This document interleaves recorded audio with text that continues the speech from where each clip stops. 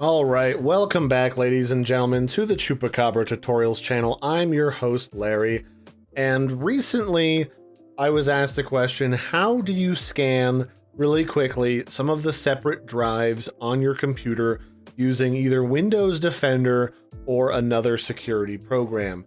And the nice thing is, nowadays, most of the modern antivirus security programs let you just find whatever device it is that you want to scan, and then you can right click it and say, I want to scan this with Windows Defender, or I want to scan this with Malwarebytes.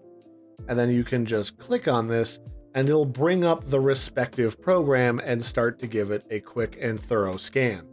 And just like that, you can scan SD cards, thumb drives, external drives, internal drives, weird internal components that can store pictures and MP3s in a third dimension across the galaxy. All that stuff you can scan really quickly by just right-clicking it and picking whichever security program you prefer to scan those files with.